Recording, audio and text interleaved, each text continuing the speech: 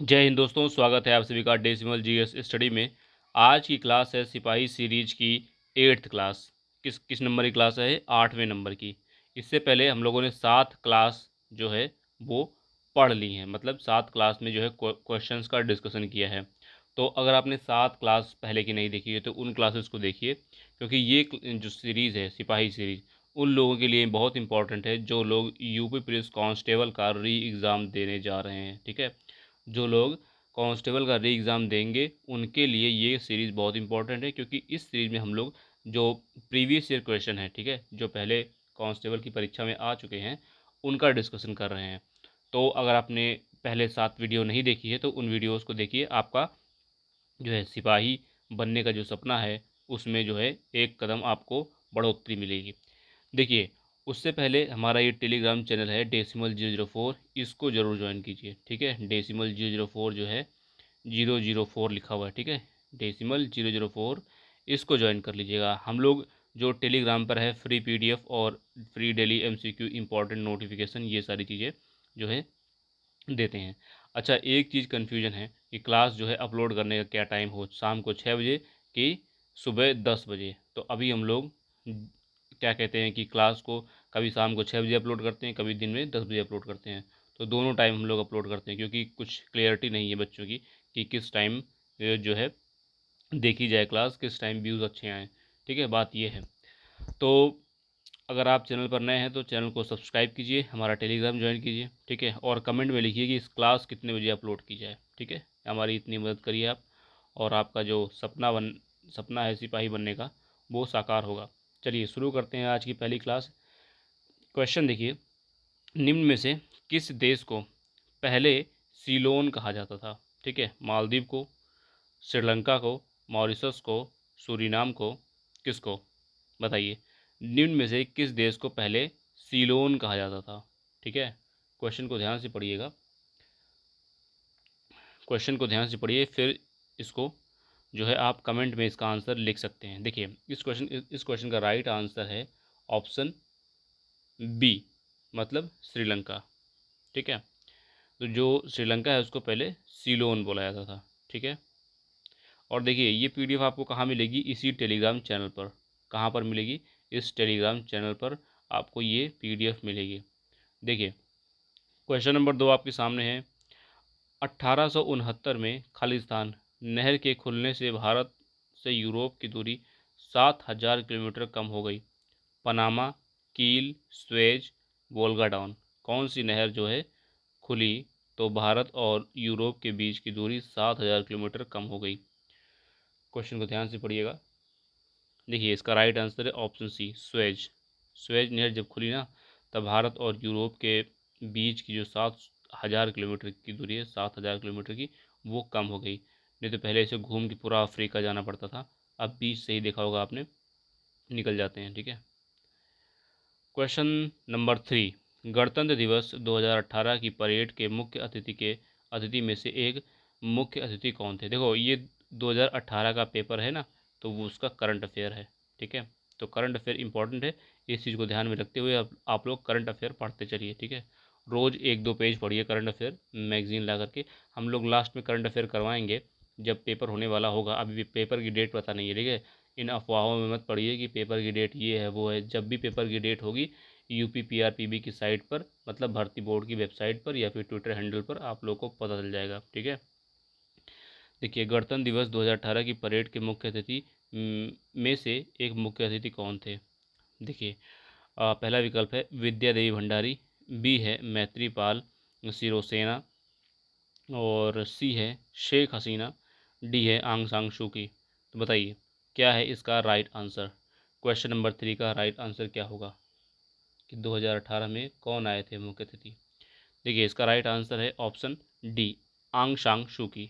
ठीक है, question number 4, निम्न में से किस ई कॉमर्स कंपनी ने खाद्य उत्पादों की बिक्री के लिए उत्तर प्रदेश सरकार के साथ एक समझौते पर हस्ताक्षर किए हैं? Flipkart, Snapdeal, Amazon India, Paytm. बताइए, ये भी उस टाइम का करंट अफेयर क्वेश्चन है। ठीक है, क्वेश्चन काफ़ी अच्छे हैं, इस तरह क्वेश्चन पूछे जाते हैं, तो आप लोग करंट अफेयर पढ़िए और स्टैटिक को एकदम मतलब कि घोल के पी जाइए। ठीक है, क्योंकि स्टैटिक से तो आएगा ही क्वेश्चन, और अगर 8-10 क्वेश्चन भी करंट से आ गए तो आपको कम से कम 28 क्वेश्चन तो स्टैटिक से करने पड़ेंगे कांस्टेबल के एग्ज़ाम में। बताइए इसका राइट आंसर क्या होगा। क्वेश्चन को ध्यान से देखिए, इसका राइट आंसर है ऑप्शन बी, स्नैपडील। ठीक है। क्वेश्चन नंबर 5 कह रहे हैं कि निम्न में से कौन सा एक वैज्ञानिक होने के साथ साथ एक महान उद्योगपति भी थे जिन्होंने भारत में कई उद्योगों की स्थापना की। सीवी रमन, जीसी बोस, विक्रम साराभाई, और फोर्थ ऑप्शन है होम जहांगीर भाभा। बताइए क्या होगा इसका राइट आंसर। क्वेश्चन नंबर 5 का राइट आंसर क्या है कि क्या होगा जिसमें मतलब वैज्ञानिक भी थे और उद्योगपति भी थे, दोनों थे, एक ही व्यक्ति दोनों थे। क्वेश्चन को ध्यान से पढ़िए। देखिए इसका राइट आंसर है ऑप्शन सी, विक्रम साराभाई। ठीक है। क्वेश्चन नंबर 6 आपकी स्क्रीन पर है। A better India a better world पुस्तक के लेखक कौन है। किरण बेदी, आर नारायण मूर्ति, सुधा मूर्ति, शशि थरूर। कौन है बताइए। इस क्वेश्चन का राइट आंसर क्या होगा। देखिए इसका राइट आंसर है option B, R Narayana Murthy. Question number 7 निम्न खिलाड़ियों में से कौन 2018 की हालिया दक्षिण अफ्रीका और ऑस्ट्रेलिया टेस्ट श्रृंखला में गेंद से छेड़छाड़ के मामले में सम्मिलित नहीं था। ठीक है। देखो ये 2018 का क्या है, करंट अफेयर। ठीक है। जो करंट अफेयर है मैं बताते चलूँगा कि ये करंट अफेयर है। ठीक है। तो आप लोग इस तरह के क्वेश्चन को याद नहीं करना, नहीं से कुछ समझना है, बस इतना समझना है कि आपको करंट अफेयर पढ़ना है। ठीक है। अब ये क्वेश्चन दोबारा थोड़ी आएगा। ठीक है। ये क्वेश्चन दोबारा नहीं आएगा। इसका राइट आंसर है ऑप्शन सी। ठीक है। 7वें नंबर क्वेश्चन का राइट आंसर है टिम पेन। क्वेश्चन नंबर 8 ये इंपॉर्टेंट क्वेश्चन है। ठीक है। मैं इसको इंपॉर्टेंट क्वेश्चन की कैटेगरी में रखूँगा। देखिए लिखा है फ़ारेनहाइट में जल का क्वथनांक होता है 100 degree Fahrenheit, 212 degree Fahrenheit, 150 degree Fahrenheit, 244 degree Fahrenheit. क्या होगा बताइए क्या होगा इसका राइट आंसर। क्वेश्चन को ध्यान से पढ़िए फिर बताइए क्या होगा इसका राइट आंसर। देखिए इसका राइट आंसर है option B, 212 degree Fahrenheit. Question number 9 निम्न में से कौन सी बागान फसल नहीं है। देखो ये भी क्वेश्चन इंपॉर्टेंट है, इस तरह क्वेश्चन याद होने चाहिए। बहुत अच्छा क्वेश्चन है। चाय, कॉफ़ी, काजू, मोटे अनाज, कौन सी बागान फसल नहीं है बताइए। क्वेश्चन नंबर 9 आपकी स्क्रीन पर है, बताइए क्या है इसका राइट आंसर। देखिए इसका राइट आंसर है ऑप्शन डी, मोटे अनाज जो होते हैं वो बागान फसल नहीं होते। देखिए कॉफ़ी जो होती है वो बागान फसल होती है, चाय जो होती है वो बागान फसल होती है, काजू जो होती है वो बागान फसल होती है। अब ज्वार, बाजरा, मक्का, रागी सब मोटे अनाज में आते हैं। ठीक है। तो ये जो है बागानी फसल नहीं होते। ठीक है। क्वेश्चन नंबर 10 तूर दाल को अन्य किस नाम से जाना जाता है। तूर दाल, अरहर, जवार, मसूर, रागी। ठीक है। तूर दाल को किस अन्य नाम से जाना जाता है, ये भी अच्छा क्वेश्चन है। ठीक है। देखिए इसका राइट आंसर है ऑप्शन ए, जो अरहर की दाल होती है ना, अरहर की दाल होती है उसको तूर दाल बोलते हैं। ठीक है। अरहर की दाल येलो कलर की होती है, पीली दाल। देखो पीली दाल तो चने की भी होती है, पीली दाल मटर की भी होती है। ठीक है। लेकिन अरहर की जो दाल होती है पीली उसको बोलते हैं तूर दाल। ठीक है। जवार, मसूर अलग होती है, रागी अलग होती है। ठीक है। जवार तो ये मिलेट में आ जाएगा। ठीक है। रागी भी मोटे अनाज में आएगा, मसूर दाल होती है। क्वेश्चन तो इसका राइट आंसर ऑप्शन ए हो जाएगा। ठीक है। अरहर, अरहर को ही तूर दाल बोलते हैं। अब देखिए ये क्वेश्चन भी अच्छा है साइंस का। खालिस्तान का प्रयोग हवा के बल और वेग मापने के लिए किया जाता है। Speedometer, lactometer, thermometer, anemometer. क्या होगा इसका राइट आंसर। ठीक है। क्वेश्चन को ध्यान से पढ़िए। हवा के बल और वेग मापने में, मैंने शायद गलत क्वेश्चन पढ़ दिया था। हवा के बल और वेग मापने के लिए किया जाता है। क्या होगा स्पीडोमीटर, लेक्टोमीटर, थर्मामीटर, एनीमोमीटर। देखिए इसका राइट आंसर है ऑप्शन डी, एनीमोमीटर। ठीक है। स्पीडोमीटर तो गाड़ियों में लगा होता है, थर्मामीटर पता ही है कहाँ लगा होता है। अब बताइएगा लेक्टोमीटर कहाँ लगा होता है, ये आप कमेंट में बताइएगा। ठीक है। देखिए मैं जो जितनी चीज़ें बताता हूँ आप लोग कमेंट में लिखा करिए। देखिए अगर आप सच में नौकरी की तैयारी कर रहे हैं, कांस्टेबल बनना चाहते हैं, ठीक है, तो इसमें बेईमानी मत करिए। जितना मैं काम देता हूँ उतना किया करिए। और अगर आप तैयारी कर रहे हो तो वीडियो पूरी देखिए, ठीक है। ये नहीं कि 2 मिनट वीडियो देखी बस ठीक है हो गया काम, रख दिया, ठीक है। अगर इस तरह करेंगे तो फिर तो इतने ये करने वाले बहुत लोग हैं, ठीक है। 60,000 जो पद हैं कुछ, 60,000 प्लस, उसमें नाम नहीं आएगा फिर आपका अगर इस तरह करेंगे तो। आप डेली मेहनत करनी है, ठीक है, डेली मेहनत करनी है। भारत में राष्ट्रीय हिंदी दिवस कब मनाया जाता है? 14 सितंबर, 14 नवंबर, 14 दिसंबर, 14 जून। क्वेश्चन को ध्यान से पढ़िएगा। राष्ट्रीय हिंदी दिवस, ठीक है, राष्ट्रीय हिंदी दिवस कब मनाया जाता है? हिंदी दिवस नहीं, राष्ट्रीय हिंदी दिवस, शब्द पे ध्यान दीजिए, राष्ट्रीय हिंदी दिवस, ठीक है। देखिए इसका राइट आंसर है ऑप्शन ए, 14 सितंबर, ठीक है। आगे देखिए क्वेश्चन नंबर 13। मानव अधिकार की सार्वभौमिक घोषणा का अनुच्छेद 6 किससे संबंधित है? देखिए अब ये मैं इसको ना कठिन क्वेश्चन की श्रेणी में मानता हूँ, बहुत ही कठिन क्वेश्चन, क्योंकि देखिए आर्टिकल 6 अगर मैं पूछूं कॉन्स्टिट्यूशन का तो आपको नहीं पता होगा, ये तो बोल रहे हैं मानवाधिकार के सार्वभौम घोषणा का अनुच्छेद, ठीक है। तो ये मानूँ वही कांस्टेबल के एग्ज़ाम के हिसाब से काफ़ी टफ क्वेश्चन है, ठीक है, ठीक है, कोई भी एग्ज़ाम में आए, क्योंकि हमें कॉन्स्टिट्यूशन का आर्टिकल बहुत लोग को नहीं पता होता कि आर्टिकल 6 क्या है, तो हम मानवाधिकार के सार्वभौमिक घोषणा कहाँ से पढ़ लेंगे, ठीक है। तो इसमें देखो ये इसमें इस तरह क्वेश्चन आप तुक्का ही लगाओ, ठीक है।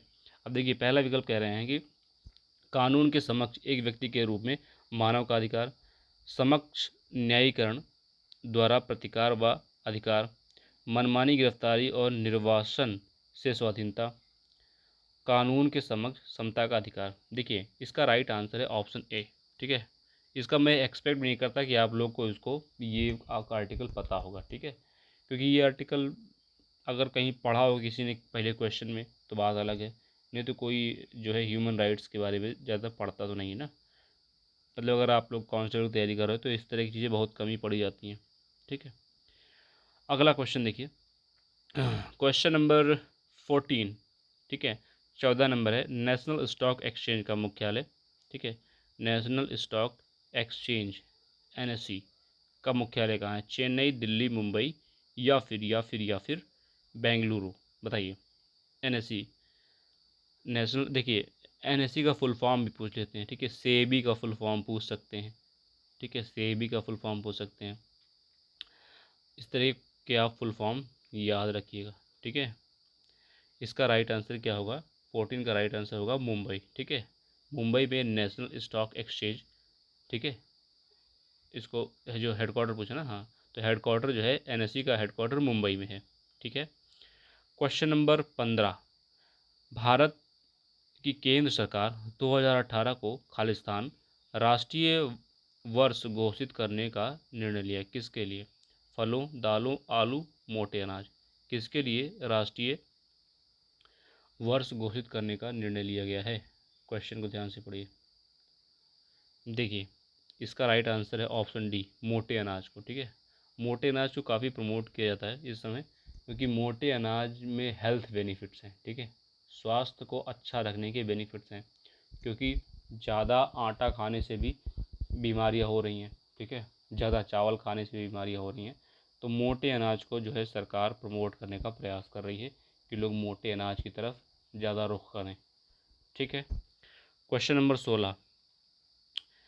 देखिए खालिस्तान एक रंग बिरंगा और मंत्रमुग्ध कर देने वाला मेला है जो प्रत्येक वर्ष उत्तर प्रदेश के मेरठ में होली के कुछ दिन बाद मनाया जाता है, कुछ दिनों बाद मनाया जाता है।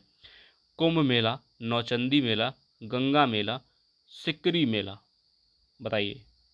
क्वेश्चन नंबर 16 का राइट आंसर क्या होगा? देखिए इसका राइट आंसर है ऑप्शन बी, नौचंदी मेला, ठीक है। गंगा मेला जो है वो कानपुर की तरफ मनाया जाता है, ठीक है। कुंभ पता ही है कहाँ मनाया जाता है आपको, कुंभ नहीं पता तो फिर बहुत गलत चीज़ है, पता करिए। ऑप्शन नंबर डी, ये बताइए ये कहाँ का है, इसका संबंध कहाँ से है? Question number 17। Antibiotic antibiotic penicillin की खोज किसने की? आर्किमिडीज ने, अलेक्जेंडर फ्लेमिंग ने, अलेक्जेंडर ग्राहम बेल ने, लुई पास्चर ने, बताइए क्या होगा इसका राइट आंसर? एंटीबायोटिक पेनिसिलिन, बताइए। देखिए इसका राइट आंसर है इसका राइट आंसर है ऑप्शन बी, ठीक है, अलेक्जेंडर फ्लेमिंग। क्वेश्चन नंबर 18, भारतीय संविधान की खालिस्तान भारतीय गणराज्य की आधिकारिक भाषाओं की सूची प्रदान करती है। मतलब भारतीय संविधान की जो है कौन सी अनुसूची बताना है। देखो अनुसूचियां हैं, कौन सी अनुसूचियां भारतीय गणराज्य की आधिकारिक भाषाओं की सूची प्रदान करती हैं। देखो अब यहाँ पे मैं बताऊँ ना, अब शेड्यूल आई गए हैं, सूचियाँ अनुसूचियाँ आई गई हैं, तो एक काम करना, जितनी एक से लेके जितनी अनुसूचियाँ हैं, ठीक है, बताइए कितनी अनुसूचियाँ हैं, ठीक है, आप बताइएगा कितनी अनुसूचियाँ हैं अपने कॉन्स्टिट्यूशन में। पहले तो ये सर्च करिए कि कॉन्स्टिट्यूशन में कितनी अनुसूची हैं, ठीक है, और जितनी अनुसूची हैं सब के बारे में जो है वो आप लिख याद करके रखिएगा कि किस में क्या है। देखिए अब जब बात आती है लैंग्वेज की, तो ये 8th शेड्यूल में होता है, ठीक है, किस में होता है, 8th शेड्यूल में, 8वीं अनुसूची में, ठीक है। आधिकारिक भाषाओं के बारे में कितनी भाषाएं हैं ये भी लिखिएगा कमेंट में, कितनी भाषाएं हैं ये भी लिखिएगा, ठीक है, कि जो है कितनी भाषाएं हैं 8th शेड्यूल में। क्वेश्चन नंबर 19, अब देखो यहाँ पे जीएस के क्वेश्चन थे, ठीक है, ये 2018 का पीवाईक्यू है, तो इसमें जीएस का क्वेश्चन खत्म हो गया, तो नीचे 2 हिंदी क्वेश्चन डाल दिए गए हैं। देखिए, पक्षी दाना चुग रहा है, रेखांकित शब्द का पर्यायवाची नहीं है। जो पक्षी है उसका क्या पर्यायवाची नहीं है, पंकज, अंडज, खग, नभचर, बताइए। देखिए पंकज मेरा नाम है ना, तो पंकज तो मुझे बचपन से याद है कि पंकज तो पक्षी का नहीं होता, पंकज होता है, आपको भी पता होगा कि पंकज जो होता है वो किसका होता है, कमल का होता है, ठीक है, कमल, जरज, जलज, नीरज, ये सब जो होते हैं पंकज के होते हैं पर्यायवाची। तो जिसमें पर्यायवाची शब्द पूछा नहीं है, तो इसका राइट आंसर क्या होगा, ऑप्शन ए, ठीक है, पंकज, ठीक है, पंकज जो है वो पक्षी का पर्यायवाची तो नहीं होता, ये पता ही होगा। जो 3 है वो हैं पक्षी के पर्यायवाची। अब क्वेश्चन नंबर 20 है, हमें अनाथ बच्चों की मदद करनी चाहिए, रेखांकित शब्द का विलोम बताइए। अनाथ का जो है विलोम क्या होगा, अनाथ का विलोम क्या होगा, सनाथ, अज्ञ, अपाहिज, जिसका कोई ना हो, बताइए क्या होगा। देखिए अनाथ का होता है स्वनाथ, ठीक है, अनाथ का होता है स्वनाथ। तो ये थे आज के 20 इम्पॉर्टेंट क्वेश्चन, 20 इम्पॉर्टेंट पीवाईक्यूज़ आपके सिपाही सीरीज के। और ये कांस्टेबल के एग्ज़ाम के पीवाईक्यू हैं, तो ये कांस्टेबल एग्ज़ाम के लिए बहुत इंपॉर्टेंट है। आप लोग से बस इतना ही अनुरोध है, इतनी विनती है कि अगर आप चैनल पर नए हैं तो चैनल को सब्सक्राइब कर लीजिए और ये टेलीग्राम चैनल ज्वाइन कर लीजिए, ठीक है। टेलीग्राम पर जाकर decimal004 टाइप करिए और हमारा जो टेलीग्राम चैनल है उसको ज्वाइन कर लीजिएगा। और इतनी एक हेल्प करिए कि कमेंट में लिखिए कि क्लास कितने बजे अपलोड करी जाए, सुबह 10 बजे या शाम को 6 बजे, ठीक है। तो आज की क्लास में इतना ही, मिलते हैं नेक्स्ट वीडियो में, थैंक यू।